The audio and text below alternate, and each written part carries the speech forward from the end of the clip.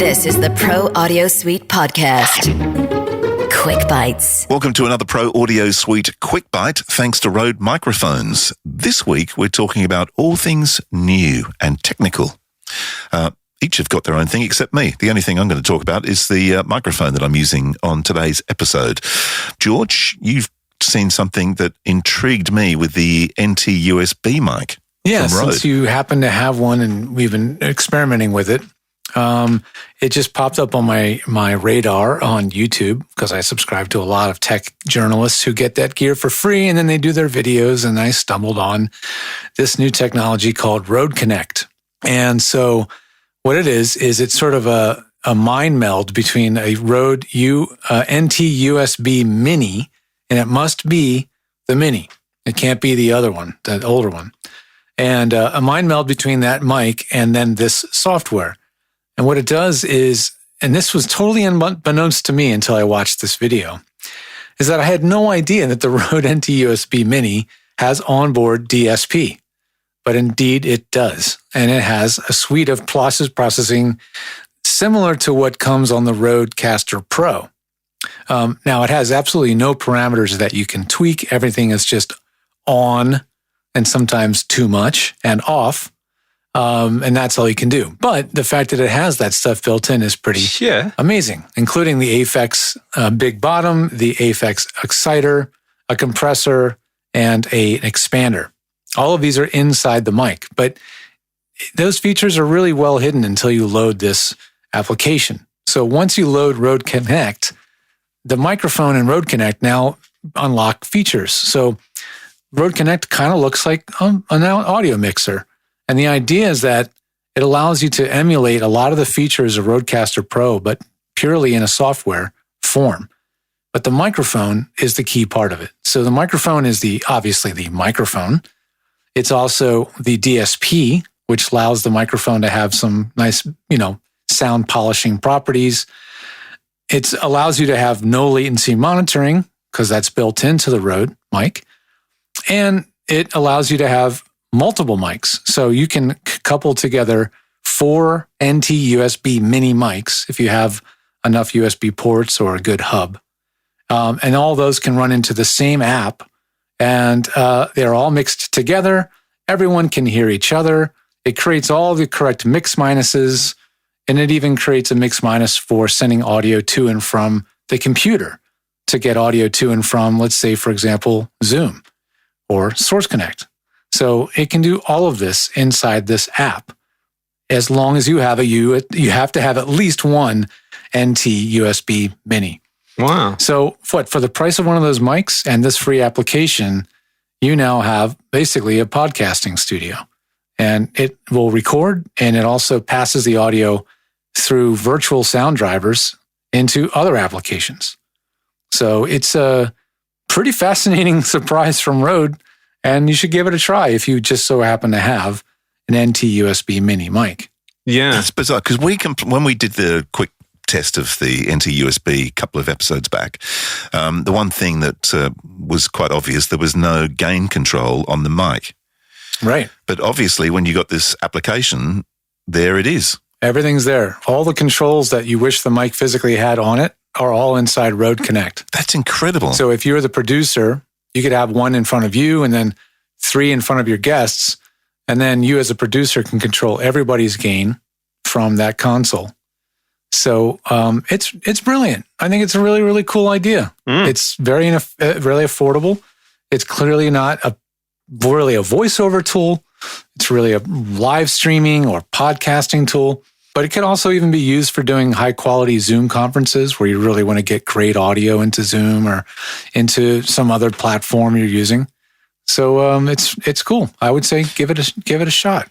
I wonder if they'll do a version of the AI one or some other interface which will have all that kind of technology as well. I think they should. If they don't, they're crazy. But I think to me, it just seems like the perfect collision of all these technologies. Yeah. If they added AI 1 Plus or AI 1 Pro or something like that had some DSP on board the AI 1, that would be a killer tool. That would be a killer tool for the live caster. So you could use any mic, obviously. Because I mean, the thing is, look, why you probably wouldn't bother putting that into a large condenser microphone like an NT1 or something, or would you? I mean, maybe they do an up version of that, but then you've got to have some kind of preamp, I guess. So yeah, the Rodecaster Pro is the tool for that, because it's got programmed profiles for some of the Rode mics, like a Rode NT1 exactly. Yep. So again, the Rodecaster Pro is for beginners that don't know engineering, but an engineer can unlock it and give you way more control over the features. So it's an interesting intersection. Whereas the NT USB Mini with Rode Connect is definitely not going to unlock those advanced features in the foreseeable future. It's just, do you want Aphex Big Bottom on or off? It's literally on, off. Because when you think about it, like I've got the RME PCI card in my computer, which gives you total mix, and I've got a 4-channel splitter. Now that thing, with the 4-channel splitter and the PCI card, I think in American dollars would have to be somewhere around $1,500 to $2,000, I'm guessing. Right. Where what you're talking about, if Rode actually had that kind of technology with DSP inside an AI1, man, that's... It could be like a free $299 interface with all that mixing power on board. Yeah. They could take a Rodecaster Pro, strip off all the knobs and buttons, and just shrink it into an AI1. If they don't come out with that, I will be completely shocked, because it was like a year or so ago that I think they actually asked me if that's something I would be interested in. It's like a year and a half, 2 years ago, right after the Rodecaster Pro came out. They're like, would you maybe be interested in something a lot smaller that didn't have all the faders on it? And I was like, yeah, I think I would. But you can imagine the kit, can't you? Like they currently do the NT1 and the AI1 as a kit. Yeah. Imagine if it had that DSP in there. My God, exactly. That's it. Yeah. Game There's over. a lot of potential because they have the intellectual property. They've done the R&D on the software, the hardware, the firmwares, all that stuff. Now they just come up with new creative ways of packaging it for different use cases. So they're killing it. Yeah. Very clever. That's very clever. I have another one too, but I'll tag it onto the end so somebody else can take over talking for a while. I guess my new is something that you turned me on to, George, although I think I might have had a quick look at it beforehand, but a thing called Soothe 2, which is from... Soothe, yes. Soothe 2. Is it OEK Sound? OEK Sound? THE. That's it? Right. Yeah, and OEK Sound. It's, well, they call it a dynamic resonance suppressor. It's sort of like, I mean, if I had to explain it, it's sort of like a de-esser that you can use on any frequency. So it's across the board. And I've used it. I've used the trial version. I'll be honest, I haven't bought it as yet, but I've used the trial version and I used it for, well, one was a really muddy recording that came in that I had to do stuff with. It was listeners on the street that had been recorded. I don't know what mic they'd used, obviously, whatever they could grab out of the storeroom. But it had been recorded by, you know, the guys who drive the trucks for the radio station, and it was just terrible, but it was really muddy. Sure. Anyway, so I ran it across that, and it did a great job, and it obviously also works at higher frequencies as well. The other place I found it really handy was because with radio imaging, the stereo image is your friend. When I'm doing my mastering, I do a lot of stuff not only in the center channel, but on the left and right channels exclusively. And it has a mode that lets you do that. It lets you work on the left and right sound of the sides of the mix. And playing around with it with that, I found I could get some really cool effects. So it's very cool. It's like, I guess if I had to explain it if you couldn't see it, it's sort of like a multi-band compressor, but it's not, am I right in saying it's not compressing, George? Yeah. It's really not. It's expanding. It's expanding, yeah. So I think it's expanding. Well, let me think about that. No, yeah, I would say you're right. It is a multi-band compressor.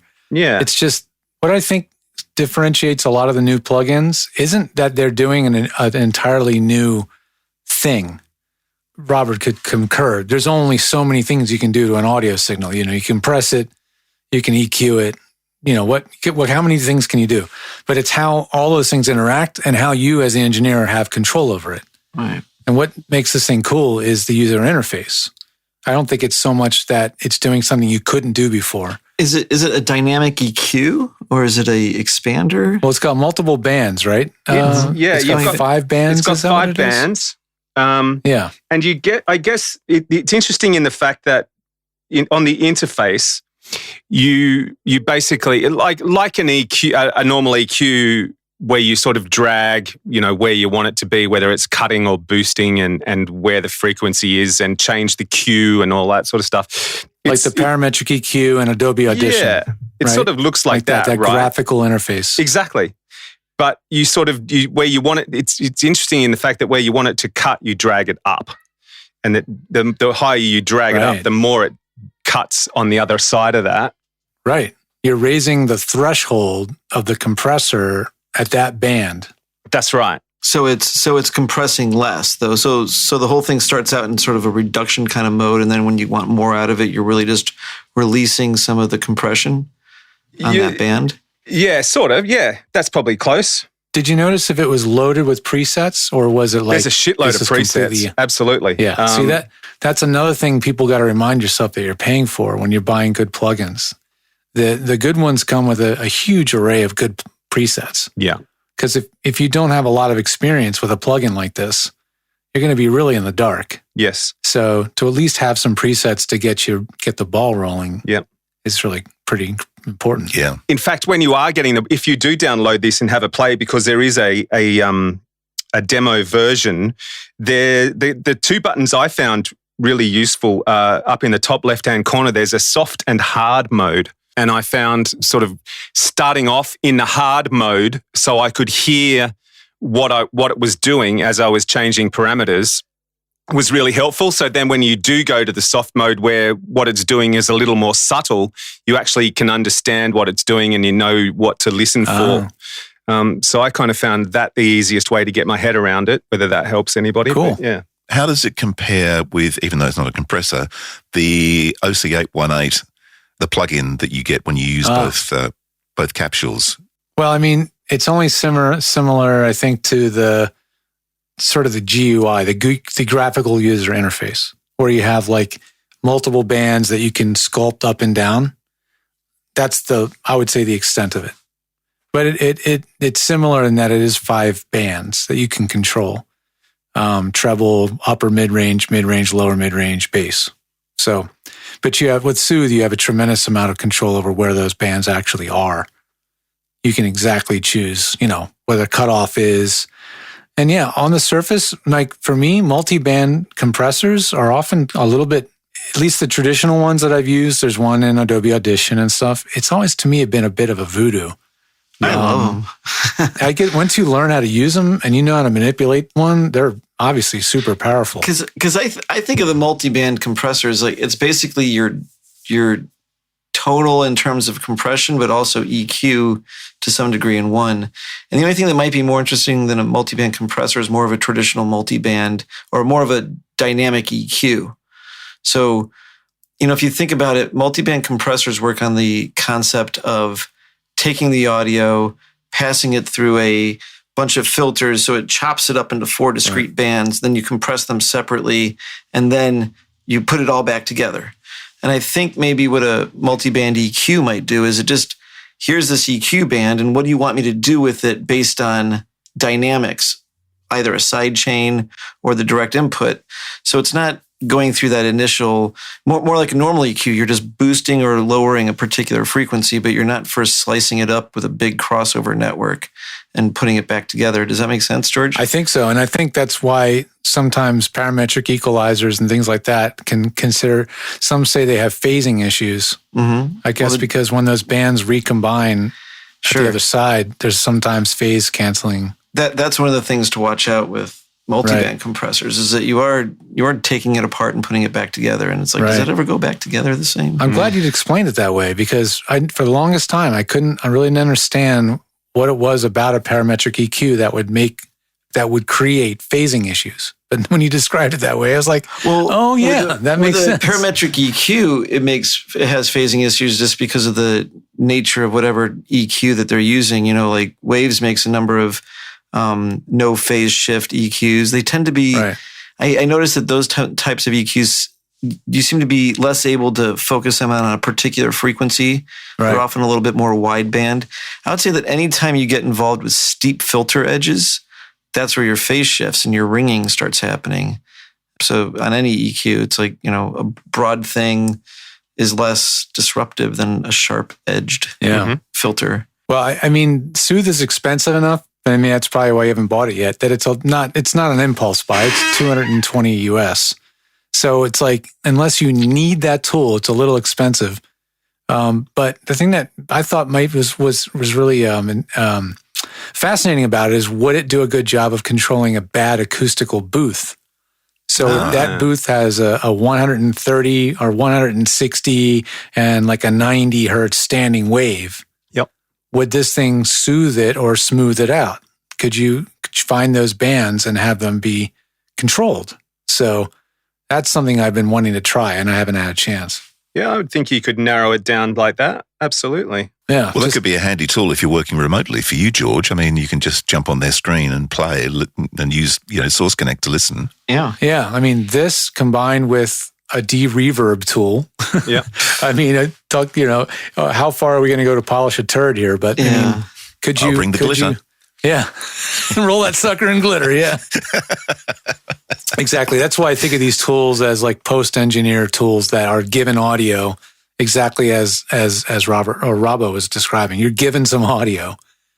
Yeah. And you got to make it work. See, do you know what I use for a de-reverb tool? What's that? A multi-band compressor. Ah, yeah. Because I just flip it up and I make it a expander. And then it expands. So as soon as it drops below a certain threshold, it begins falling off quicker and it grabs the tail of the reverb and suppresses it. Yeah. So if all that's left is an S in the word, we're already sitting back on all the 300 and even 500, just everything that's below like whatever 5K. Right. Where the S is, and you're already pushing those things down as far as the reverb tail goes. Sure. Well, I'll talk a little bit later about another multi-band tool. That is an expander. But what else is up? Well, I'm actually curious because two of you already know what this is, but one doesn't, and that's Robert. So my question to you, Robert, is what microphone do you think I'm using today? Speak to me. Okay, so I'll speak to you. Robert, this is a microphone I haven't used before on the show. Okay, so now use your 416. I can't. You can't. Yeah. So it's he doesn't have an AB switch handy. Okay. No, I don't. What mic have you been thinking about? What's going on? No, I don't know. I can tell you, just to give you a bit of a... Give me a country of origin. Here. Being an ex-radio announcer, he's used one a lot over the years, but he hasn't used one for a long time. Sounds kind of dynamic. It's I used one of these for most of the 80s, actually. Okay, so it's a PL20 or an RE20? Nope. In the right family. But you're heading in the right direction. Give you a hand, though. I'm running it through the SSL2, and I've got the 4K button pressed. So I can... SM7? There you go. Yeah. Yeah. Bingo. SM7B. Uh-huh. Yep. Sounds dynamic. And you don't need any more size, man. You're fine. Yeah. I was curious because I've never been a fan of these microphones at all. I mean, I understand why they get used in radio stations for obvious reasons. They get used in music a ton. I know, like Metallica and all that kind of stuff. But I've got one. I like it. But it is dark and it needs a lot of preamp. Well, it does. I've got the gain up at, on the SSL, I'm probably nearly 11. Ooh. But well, that's still clean gain, though. I mean, that's what's surprising me. Like, this is the torture test of most inexpensive interfaces. Can you plug an SM7 in or some without a ribbon booster mic. and crank the gain to 11 and get a clean gain? And that SSL is doing it with flying colors. Yep. I'm not even in. I'm actually, the SSL is actually hitting orange. I definitely cannot hear Andrew's noise floor over my open window next to me. Yeah. No, I can't hear it either. Before you joined with your open window, I can tell you I was not hearing noise. I've heard a lot of SM7Bs through Scarletts and with cloud lifters and without cloud lifters. And I'm almost always telling everybody, you have the wrong mic, sir. Or my lady. You have the wrong damn mic. But it's an interesting, like if you were in a shit environment and you did need something like this, I mean, you could get away with it, but and using an SSL2 and no cloud lifter or anything required. In fact, I'm actually on 9 on the gain. 9 out of 10? Yeah. If like Robbo was to like cut in about like 3 or 6 decibels of like 4K or something, it'd start to sound a little bit more like we're used to with like a condenser. But it definitely has that like, and no mouth noise. You know, it's like, I think the SM7's great at getting rid of that junk. It's and I've taken the foamy off as well, and I think I've popped once, and that was twice earlier now in the episode, I think. I just popped. Make it 3 times. Yeah, I popped again. There you go, make it 4. But it's a good one, and they now have like the SM77 USB. I don't know if it really is an SM7. It probably is not. But they have like a new SM7 something that's like a podcast type of. It's the. Oh no, that's the MV7. I think MV7, yeah, and MV7. It does an admirable job. Well, it's a weird one because it's USB and XLR. Yeah, it does both. Exactly, which is nice. Which is very, very nice. Yeah. So, I mean, I think what they did was they put a capsule, either a 57 capsule or maybe one of their lesser capsules, and then put it in that body, and then added a bunch of DSP because it has DSP like it does. These other mics, and reasonably clean preamp. I mean, it's again, I've heard it a few times, and I would never have said, "Oh, get rid of that thing." I'm sure it sure makes a quality product. I'm sure they do. So George, when was the last time you used an SM5? Well, me never. I've never used one. I know what they look like, but I've never used one. Do you know what's it's like in a them? big foam ball, right? It's a big football-looking thing, right? And you take with a 57 inside. It's a 57 inside, pretty much. It's like a 545, but they don't even bother putting the little center grill on it. It's just the outside plastic. Huh. At least the one that I had. That's a trip. Those are interesting mics too. Before the SM7.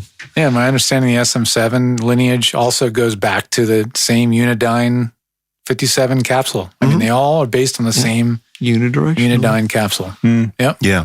So, George, out of interest, I think I know the answer to this, but if someone came to you and said, look, I really need, for whatever reason, to put an SM7 in my room, is the amount of gain it requires an impediment? It is, because most like Scarlett's in their ilk, those price range. They have like only 55 or 60 decibels of gain. So if you're doing spoken word, like an audiobook narration, which is the mic that seems to be the mic that people keep buying for that, unless you're doing animated character reads.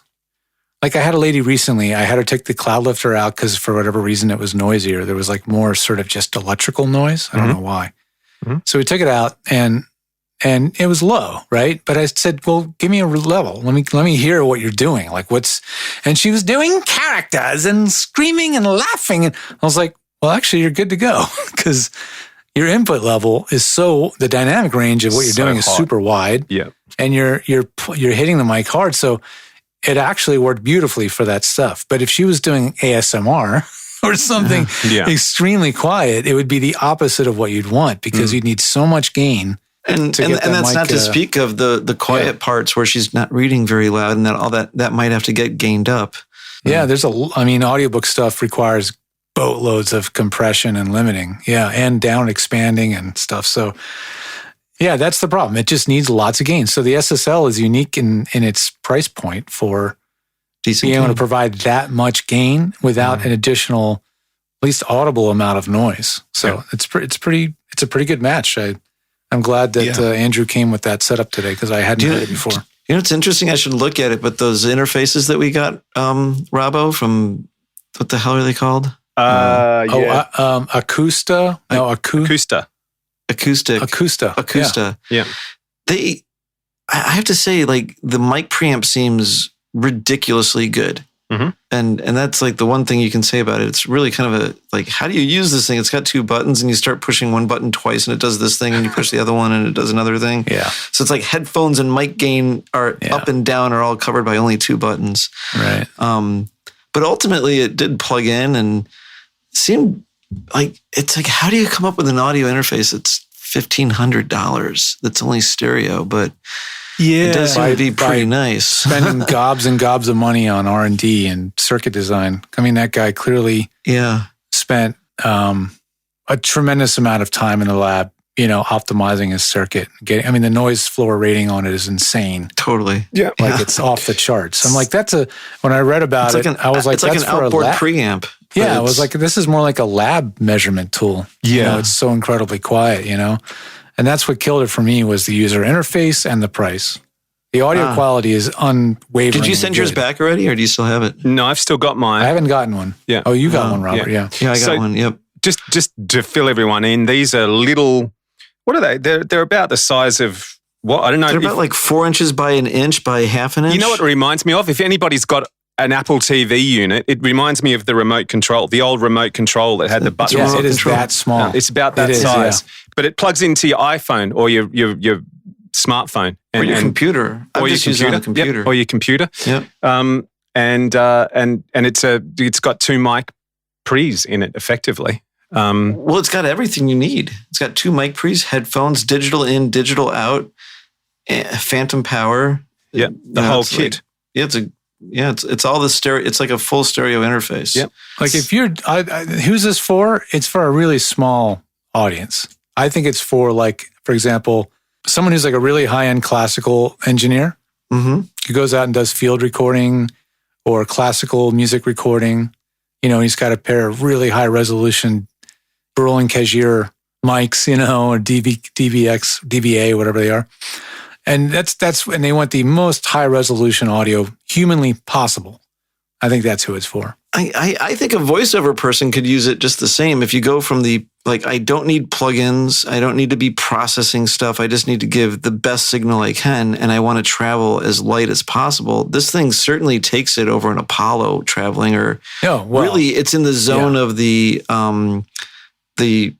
XLR to USB sticks. It's not quite that small, but it's in that amount of travel size. The thing that kills it for me, and this is just me, but I hate proprietary breakout cables. Yes. Yeah. And they're not necessarily proprietary. Like if you went to the right high-end production sound mixing supplier, they'd probably have these.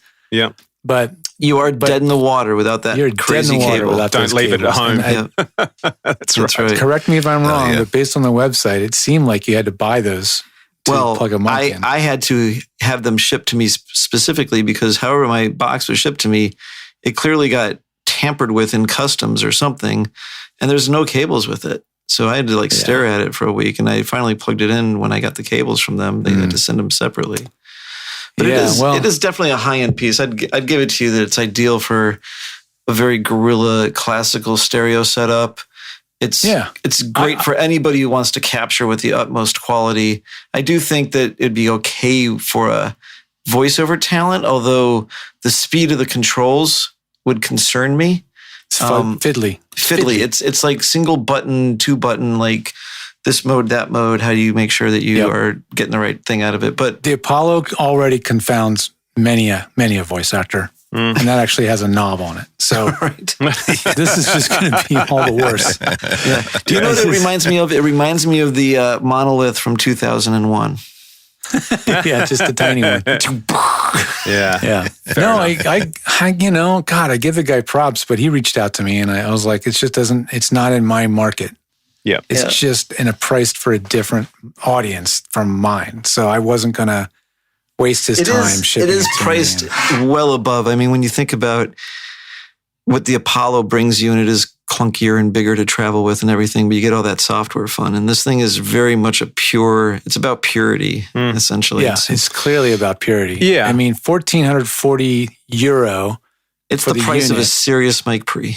And then €50 for the cable to plug into it.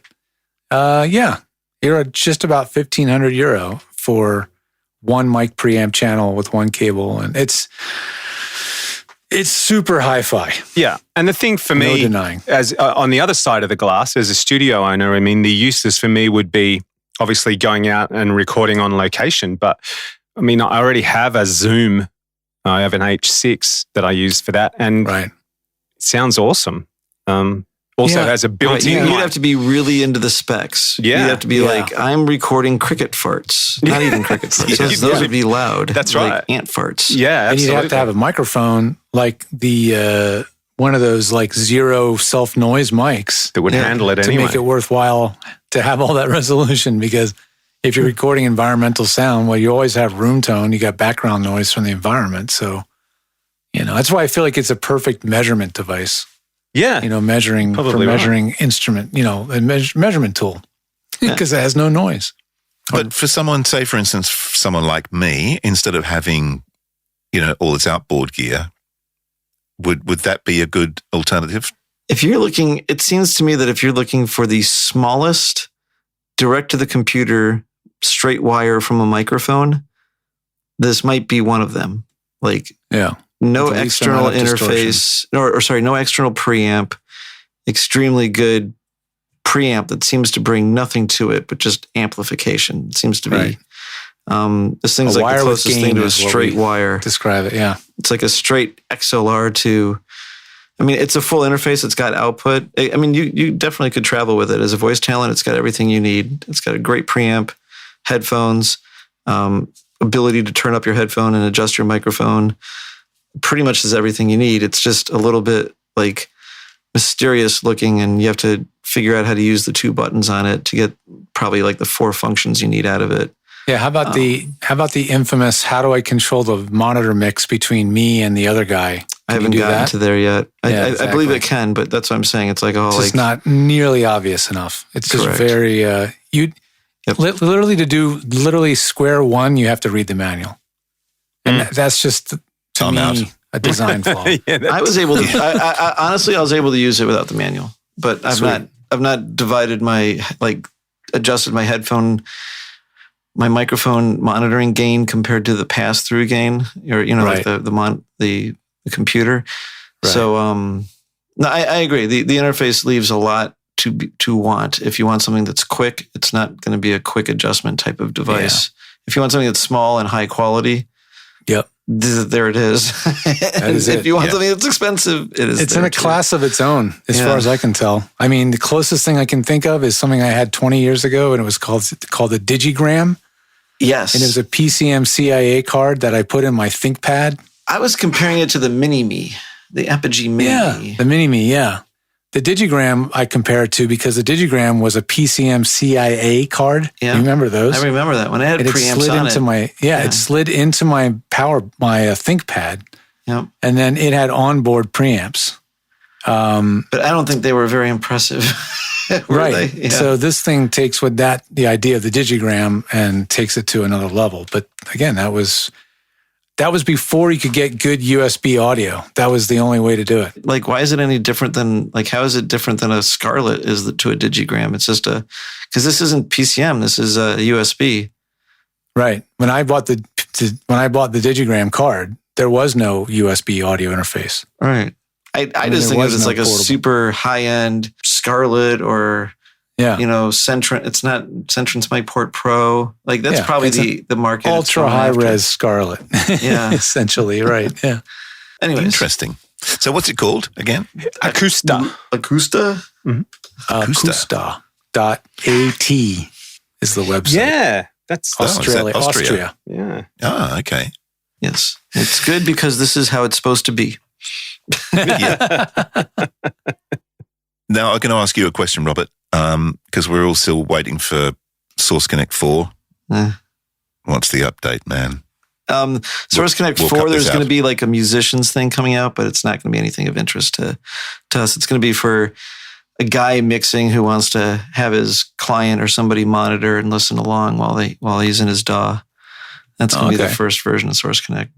4th generation, not to So confuse it. that's the first thing First that's going to be workflow. built Yeah. on the platform, because it's more of a, isn't Source Connect 4 more like a platform? That's exactly it. Well, Rebecca's rebuilt everything from scratch, which is Right.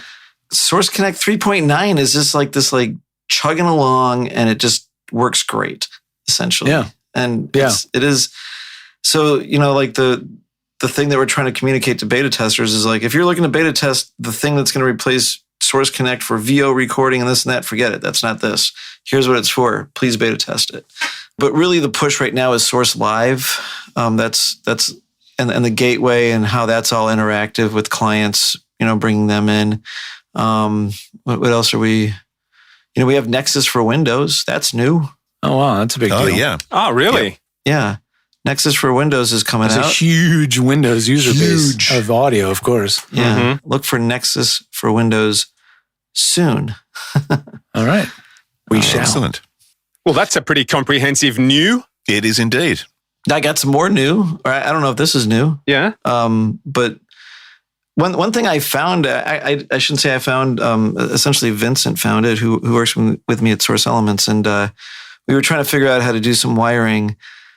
And George, I think as you can imagine, pushing Cat5 cable around the house is not nearly as hard as pushing, audio cable, especially multi-pair audio cable. Yes. Audio snakes with 8 pairs of, those big if you want to, like if you get a good electrician, they can run some Cat5 around your house with minimal holes in the wall, make it pretty elegant.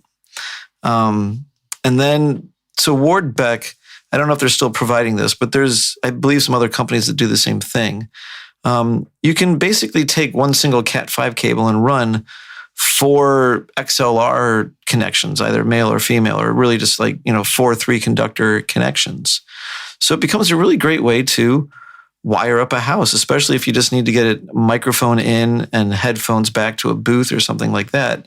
You can string a Cat5 cable through the wall, and then you can get these breakout boxes that essentially you plug the Cat5 into, and then it kicks it out to whatever you want. 4 XLR males or 4 XLR females or a pair of each. They even make some that plug into a little DB25 card. So you plug 2 of those in, and now you have 8 channels that can go DB25 either directly into a piece of gear. A lot of, Apollo rack gear uses DB25, or, a lot of audio interfaces for Pro Tools. Or you can get patch bays, TT patch bays that terminate in DB25. And so you can easily get things wired up, and you don't have to go through the cost or the hassle of really pushing actual audio cable through the house. And it seems to work pretty well, amazingly. Yeah. I mean, the concept is actually called a balun. Balun, meaning balanced, unbalanced. And, no, it's balanced. It's balanced all the way through. It does not unbalance it. Yeah. Oh, yeah. Well, that's true. It has to be balanced all the way through. But the balun units I've used for consumer audio, what they do is they give you say an RJ, they give you an RCA jack on one end to plug in a CD player, and then converts it to balanced for the run down the Cat5 cable. And at the other end, it unbalances it to turn it back into, RCA. So are they transformer balancing it, or are they actively balancing it? It's a tiny little transformer on both ends. That's what's called a balun. Right. So that word balun is sort of generically used. So you can get HDMI baluns, that run HDMI on Cat5, but it's a different technology entirely. That's all digital technology. Yeah, this is just what literally putting purely analog, putting the mic signals onto those little Cat5 cables. And there's a lot more shielding in a full XLR cable, or you look at a quad star cable that uses, I think, 2 wires for every wire. Yeah. And so you can I'm sure if you go to your local hi-fi shop that has cables that have directions on them, someone's going to scoff at it from some sort of crosstalk point of view, but it seems to be very good and certainly very usable. And if you think about the ability for Cat5 to run a gigabit network, which is very high frequency, and so it is actually a good way of getting signals from end to end in a clean way.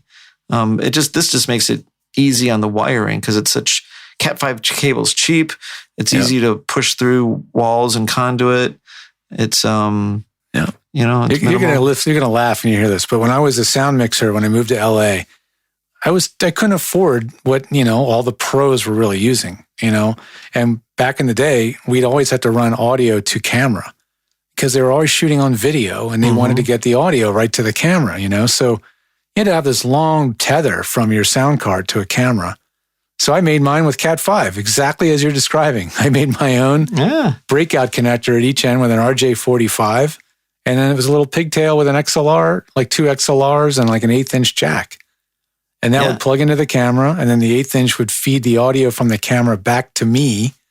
So I could punch my mixer and hit the monitor, listen to the feed from the camera and make sure it wasn't crunchy, distorted, And See, George, you're ahead of your time. Yeah, I did that with Cat 5. I had like just a cheap yellow Cat 5 cable. And if somebody ran over it and crushed it with a forklift or dropped some freaking C-stand on it, Cat 5 cable. who cares? Yeah. Let's get another 100-foot Cat 5. It worked. Yeah. Apparently, Radial makes some boxes too. They call it the Catapult. Radial is a cool company. They're out of Canada. Yeah. Radial well, so is Ward Beck. Apparently, Canadians are all about Cat 5 audio. But actually, you think about it, the first place you saw this concept of like how to use Cat 5 more efficiently is the Furman headphone systems. Right. That's right. And those would run the power through it too. But that's right. Yeah, they were great. Well, I got one more to tag on. This might turn into a 2-parter. Good. Quick bite. I'm really curious about the Cat 5 though. That's really, really interesting. Yeah, that is cool. Yeah. The last one I want to mention is another denoising plugin. We love those, don't we? A lot of noise in the world. Gotta yes, get rid there of it. is. Especially at your house, Robert, by the sounds. Touche. Yeah, we've talked about this in the past. We've compared and talked about Waves, DNS or NS1, WNS, all these different denoising plugins. Z-Noise. There's so many. So what this plugin is it's made by someone called Bertom, Bertom, and they've made their own denoiser plugin that I would say is highly reminiscent of Waves WNS, like very, very reminiscent. Oops. So if you're looking for an alternative to that plugin, you don't own it. If you don't own any Waves stuff, and you don't want to own any Waves because you just don't want to have to get into that licensing system, and you are on a budget, check out Bertom Denoiser because it is an excellent 5-band expander. Yeah, that's basically for reducing noise. And going back to a multi-band compressor. Here you go. Exactly, full circle. This is it says 0 crossover. It says no crossovers with no phase shift. Is what it says.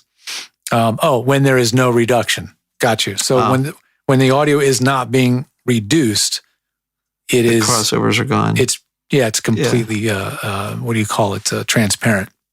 So designed by somebody very smart. Maybe they reverse engineered some other tools out there. I don't know, but it's honorware. So you can pay what you can afford. Oh, nice. It's pay what you want. So that's really nice. Interesting. And I think this is all stuff based on like an early Dolby box that was like a single or 2-fader version of this idea of like an expander. Yes, I remember that box. And I think Waves makes a homage to it. I think that's the 43. Maybe. And then the WNS is like the full version of it, which is also interesting. It's kind of like what Cedar goes for, like the no fingerprint method. Instead of having to take a fingerprint of the noise and then reduce from there, this is more of the expander instead of the. And this is in really, really, really real time because it's just it's not an algorithm. It's not having to analyze audio and remove it. It's not an algorithm. It's just an analog process.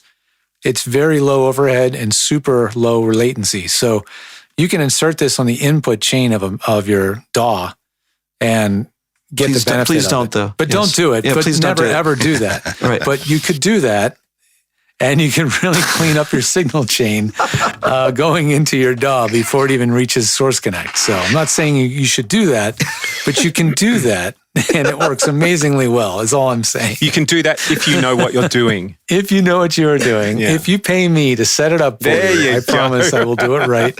And nobody will know. Nobody will be more the wiser. But anyway, that's Bertom Denoiser plugin, and it works on every platform except Pro Tools because, it's probably pretty expensive to develop for Pro Tools. So, yeah, interesting. Well, here's something to finish off with, which has nothing to do with new technology, or maybe it does. An episode we haven't released yet at the time of recording this one is an episode with Scott Brick and Simone Filer about audiobooks. I got an email overnight from Los Angeles from an audiobook company. seeing if I was interested in voicing audiobooks. Oh, How isn't that bizarre nice? is that? Yeah, there Well, you they go. have a reputable nature. Yes, they are, as I found out. I emailed Scott and asked him, and he knows them very well. Good, good. Does the name of the company start with a D? It does indeed. Yeah. I know maybe who they are. There you If they go. are who I think they are, then yes, they are quite reputable. Yes. Yeah. And the books that he's been asked to read are called Little Golden Books. Oh, I don't even know what they are. Little Golden Books? Didn't you have oh those my when you were a gosh. kid? Didn't have books when I was a I kid. did. They only had cave paintings. Yeah, that's right. We used to have chisel. That's what we had. Chisel on a brick. There you go. Chisel Go on and the write something. wall. Andrew, you can go decode some of the paintings in the middle of Australia there on the Well, rocks. before they get blown up by some mining company. Yeah, don't Oh, start. good. I have to say, Andrew, if you do take on an audiobook, I want to hear that book because it'll be the best sounding audiobook ever recorded by humankind. Yeah. I'm not kidding. I've heard a lot of bad audiobooks, and yours is going to sound amazing. You'll scare all the little I think- kids, but you know. Yeah, exactly. Ooh. Could use the new ear pop guard.